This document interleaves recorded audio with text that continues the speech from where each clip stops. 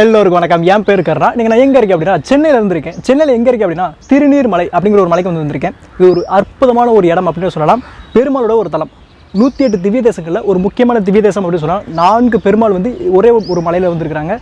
சென்னையில் ஒரு திவ்ய தேசம் ஒரு அற்புதமாக இருக்கும். இந்த வீடியோ ஃபுல்லாமே பாருங்கள். இந்த மலையோட வரலாறு என்ன, மேலே அந்த அவரோட வரலாறு என்ன, அந்த கோயில் எப்படி கட்டப்பட்டிருக்கு எல்லாமே தெரிஞ்சுக்கலாம்.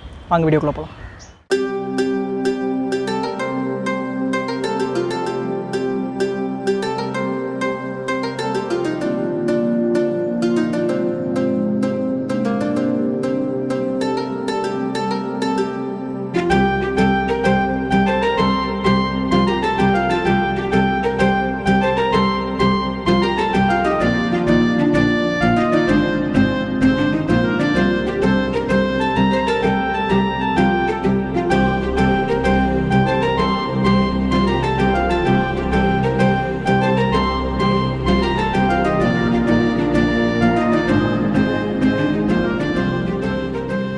திருநீர்மலை 108 திவ்ய தேசங்கள் அப்படின்னு சொல்லுவோம். வைணவ தலங்களில் 108 திவ்ய தேசம் அப்படின்னா புண்ணிய ஸ்தலம் சொல்லலாம். 12 ஆழ்வார்களால் 4000 திவ்ய பிரபந்தங்களும் பாடப்பட்டிருக்கும்.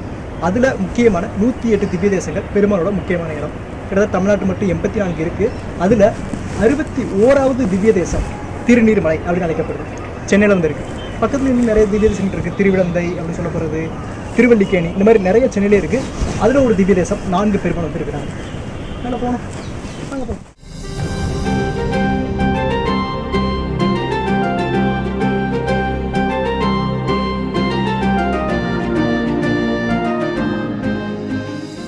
இந்த 61வது திவ்ய தேசமான திருநீர்மலை தரையிலிருந்து கிட்டத்தட்ட 200 அடி உயரமான ஒரு மலை அப்படின்னு சொல்லலாம். படிக்கட்டுகள் மேலே ஏறி வர்ற மாதிரி இருக்கும். 212 படிகள் நீங்கள் மேலே ஏறி வர்ற மாதிரி இருக்கும். வந்தீங்கன்னா பெருமாளை வந்து தரிசனம். இந்த கோயிலில் மொத்தம் 4 பெருமாள்கள் வந்திருக்காங்க. அதாவது திருநீர்மலையில் இந்த 61வது திவ்ய தேசத்தில் 4 பெருமாள்கள் இருக்காங்க. கீழே தரையிலேயே ஒரு பெருமாள் இருக்கார். நீர் வண்ண பெருமாள் அப்படின்னு சொல்லுவாங்க. அவர் கீழே இருக்கிறார். மேலே 3 பெருமாள் இருக்கிறாங்க. ஒன்று நரசிம்மரா இருக்கிறது, இன்னொன்று உலக வந்த பெருமாள், இன்னொன்று பால நரசிம்மரா. 3 பெருமாள் மேலே இருக்கிறாங்க. தாயார் சன்னதி தனித்தனியாகவே இருக்குது. உள்ளே போய் தரிசிக்கலாம். உள்ளே போயிட்டு அதுக்கப்புறம் இந்த கோயிலோட தல புராணம் என்ன அப்படின்னு உள்ளே போய் சொல்லுங்கள். வாங்க.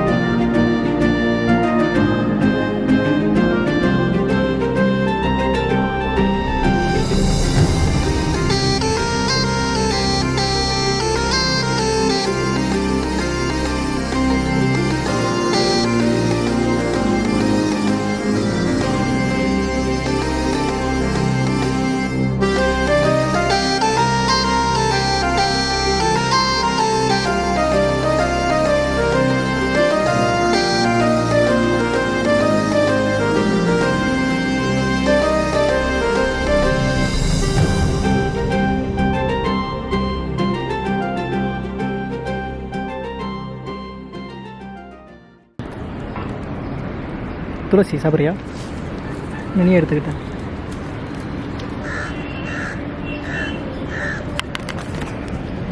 எடுத்துறேன்.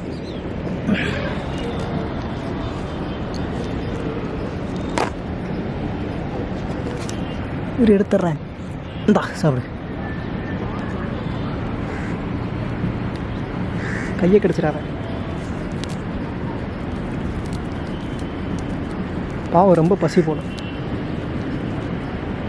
கயிற்று தின்றாத.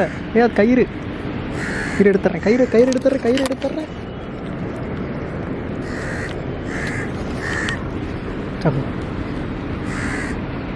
சாமி கும்பிட்டாச்சு. கீழே இறங்கணும். சாமி தரிசனம் பண்ணியாச்சு. அவ்வளோ அற்புதமாக இருந்துச்சு அப்படின்னு சொல்லலாம். உள்ளுக்குள்ளே என்னை ஃபோட்டோ எடுக்கிறதுக்கு அனுமதிக்கலை. ஸோ அதனால் உள்ளுக்குள்ளே காட்ட முடியல. ஸோ என்னால் முடிஞ்ச வரைக்கும் நான் எடுத்திருக்கேன். ஸோ அதை உங்களுக்கு காட்டுறேன். சரி, இப்போ இந்த கோயிலோட தலப்புராணம் அதுக்கு வருவோம். இது தலப்புராணம் என்ன அப்படி சொல்லுது அப்படின்னா, இந்த கோயிலில் 4 பெருமாள் இருக்காங்கன்னு சொன்னல. கீழே இருக்கிறது நீர் வண்ண பெருமாள் அப்படி சொல்லுவாங்க. அதுக்கான புராணம் என்ன அப்படின்னா, ராமன் எழுதியிருக்காருல வால்மீகி இங்கே ராமனை தரிசிக்கணும்னு தவம் செய்கிறாரு திருமண கோலத்தில். இது பண்ணணுன்ட்டு. அப்போ அவர் ராமபிரான் அவருக்கு காட்சி கொடுத்தாராம். அந்த காட்சி கொடுத்தது எல்லாருக்கும் கொடுக்கணும் அப்படின்றதுக்காண்டி வால்மீகி வேண்டிக்கிட்டாராம். அதனால் கீழே பெருமாள் இருக்காரு, நீர் வண்ண பெருமாளா. இங்கே மேலே ஒரு பெருமாள் சன்னதி இருக்குது சொல்ல, மேலே வந்து 3 பெருமாள் சன்னதி இருக்குல்ல. ஒன்று ரங்கநாதராக இருக்கார், ஒன்று உலகளந்த பெருமாளாக இருக்கிறாரு, இன்னொன்று நரசிம்மராக இருக்கிறாருல. அதில் அந்த உலகளந்த பெருமாள் அதோட என்னென்னா திருமங்கை ஆழ்வார் வந்து இங்கே வந்து வர்றாரு, இந்த மலைக்கு வந்து வர்றாரு. அப்போ வந்து ஃபுல்லாமே சுற்றி வந்து நிறைய நீர்கள் சூழ்ந்துருக்கு. ஸோ நிறைய நீர்கள் சூழ்ந்துருக்கிறனால தான் இந்த மலைக்கு பேர் திருநீர்மலை அப்படின்னு சொல்லுவாங்க. ஏன்னா இது சுற்றியுமே வந்து ஏரி அப்படின்னு தான் சொல்லலாம். இன்றைக்குமே வீடு கட்டினாங்க அப்படின்னா ரொம்ப பேஸ்மெண்ட்டில் நிறைய தூக்கி தான் போடுவாங்க. இந்த ஏரியாவை சுற்றி இருக்கிற மக்கள் அவ்வளோ ஒரு தூக்கி தான் போடுவாங்க. ஏன்னா நிறைய நீர் சூழ்ந்த ஒரு பகுதி அப்படின்னு சொல்லலாம்.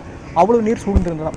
அது எப்படி போய் இப்போ நான் பெருமாள் தரிசிக்கிறது அப்படின்னு அந்த உள்ளூர் மக்கள்கிட்ட கேட்டப்போ அவங்க சொன்னாங்களாம், ஒரு 6 மாதம் வெயிட் பண்ணுங்கள், வெயிட் பண்ணிங்கன்னா தண்ணி வற்றும், நீங்கள் போய் பார்க்கலாம் அப்படின்றாங்களாம். 6 மாதம் அவர் காத்திருந்து இங்கே வந்து இது பண்ணாராம். அவ்வளோ அற்புதமான ஒரு இதாக இருக்கும். இது வந்து புராண கதை, இந்த கோயிலோட புராண கதை. நீங்கள் வந்தீங்கன்னா இங்கே புத்தகமே வந்து விற்கிறாங்க இந்த கோயிலோட கதை அப்படின்னு வந்துட்டு. ஒரு அற்புதமான இருந்துச்சுங்க இந்த கோயில். நல்லா ஒரு அற்புதமாக இருக்குது. உள்ளுக்குள்ளே போய் நீங்கள் சாமி தரிசனம் பண்ணிங்கன்னா ஒரு வைப்ரேஷன் வந்து உங்களால் ஃபீல் பண்ண முடியுது. நல்லாவே இருந்துச்சு. இங்கே இந்த கோயில் வந்து தேவாரம் அந்த 12 திருமுறைகள் பாடப்பட்ட ஒரு தலம் அப்படின்னு சொல்லலாம். நல்லாவே இருந்துச்சு. 2000 வருடத்துக்கு முந்தியது அப்படின்னு இங்கே இருந்த அந்த ஐயர்கள் வந்து சொல்லியிருந்தாங்க. ஆனால் இங்கே இருக்கிற கல்வெட்டுகள் நான் பார்த்த வரைக்கும் அது 11ஆம் நூற்றாண்டே சேர்ந்தா வந்திருக்கு. இங்கே இருக்கிற கல்வெட்டுகள் நிறைய கல்வெட்டுகள் என்ன படிக்கவே முடியல. அது மிகப்பெரிய ஒரு வருத்தம் அப்படின்னு சொல்லலாம். நிறைய கல்வெட்டுகள் படிக்கவே முடியல. அதுபோக நிறைய கல்வெட்டில் வந்து இந்த பெயிண்ட் அடித்து அழிச்சிட்டாங்க. நிறைய பேர் பேர் எழுதி அதை அழிச்சிட்டாங்க. ஒரே ஒரு ஷாட் எடுத்தேன், அதை உங்களுக்கு காட்டுறேன். அதை படிக்க முடியலன்றது ஒரு சின்ன வருத்தம். அதுபோக தெலுங்கு கல்வெட்டுகள் நிறையாவே இங்கே இந்த இடத்துல இப்போ காணப்பட்டது. ஒரு அற்புதமான தரிசனம். நீங்கள் மேலே ஏறி வரதுக்கு கரெக்டாக ஒரு 10லேருந்து ஒரு 15 நிமிஷம் மேலே ஏறிடலாம். நீங்கள் கொஞ்சம் வயசானீங்கன்னா உட்காந்து வரணும். ஏறுறப்ப இப்படி ஸ்ட்ரெயிட்டாக ஏறாமல் ஜிக்ஸாக்காக ஏறினீங்கன்னா உங்களுக்கு ரொம்ப வசதியாகவே இருக்கும் அப்படின்னு சொல்லலாம். வாங்க கீழே போயிட்டு இந்த இடத்துக்கு எப்படி வரணும் அப்படி சொல்கிறேன்.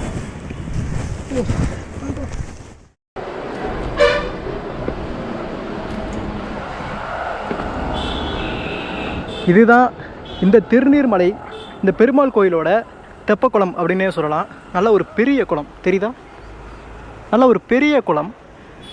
இந்த குளத்தில் மொத்தம் 4 தீர்த்தங்கள் இருக்குது அப்படின்னு சொல்கிறாங்க. இதில் நீராடினீங்கன்னா உங்களுக்கு நிறைய புண்ணியங்கள் இருக்குது அப்படின்னு சொல்கிறாங்க. நல்லாவே இருக்குது பார்க்க. ஆனால் இன்னும் கொஞ்சம் இந்த குப்பைகள் இதை கொஞ்சம் நல்லா மெயின்டைன் பண்ணால் நல்லாயிருக்கும்.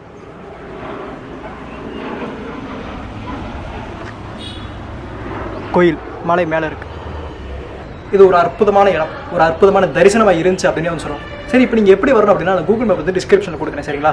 பஸ் வந்து இருக்குது, குரோம்பேட்டிலேருந்து எல்லா இடத்துலையும் இருக்குது. பஸ் நம்பர் 55 அப்படின்னு நினைக்கிறேன். குரோம்பேட்டிலேருந்து 5 கிலோமீட்டர் தொலைவில் வந்துருக்கு. ஈஸியாக நீங்கள் அசஸ் பண்ணக்கூடிய ஒரு பிளேஸ் தான். நான் கூகுள் மேப் கொடுக்குறேன், கண்டிப்பாக வந்து பாருங்கள். பார்க்கிங் வசதி இருக்குது. டோக்கன் அவங்க 10 ரூபாய்க்கு வாங்குவாங்க. கீழே வந்து நீர்வண்ண பெருமாள், நீலவண்ண பெருமாள் கூட சொல்லுவாங்க, நீர்வண்ண பெருமாள் சரிங்களா. அந்த சன்னதிக்கு பேர் நீர்வண்ண பெருமாள் தரிசிக்கலாம். அதுக்கப்புறம் படிக்கட்டுகள் ஏறணும். 212 படிக்கட்டுகள். நீங்கள் மேலே ஏறினா 3 பெருமாள் வந்து தரிசிக்கலாம். 3 பெருமாள் அவதாரங்கள், 1 ரங்கநாதர், 1 உலகளந்த பெருமாள், 1 நரசிம்மர். நீங்கள் 3 தரிசிக்கலாம். அதாவது அம்பாளுக்கும் தனித்தனியாக சன்னதி இருக்குது. கீழேயும் இருக்குது, மேலேயும் இருக்குது. நீங்கள் தரிசிச்சுட்டு அப்படியே வந்தீங்கன்னா இறங்குற வழியில் அனுமர் கோயில் வந்திருக்கு, நீங்கள் தரிசிக்கலாம். ஒரு அற்புதமான இடம். நீங்கள் ஏர்லி மார்னிங் வாங்க, இல்லை ஈவினிங் டைம் வாங்க, கொஞ்சம் நல்லாவே இருக்கும். நல்ல வைப்ரேஷன் இருந்துச்சு அப்படின்னு சொல்லலாம். நல்ல ஒரு வைப்ரேஷன் இருந்துச்சு. 61வது திவ்ய தேசம் அப்படின்னு சொல்லலாம். ஆனால் அந்த வீடியோ முடிஞ்சு இன்றைக்கி கூட வந்து ரொம்ப நன்றி. ஸோ சிவா நன்றி சொல்லிடுங்க.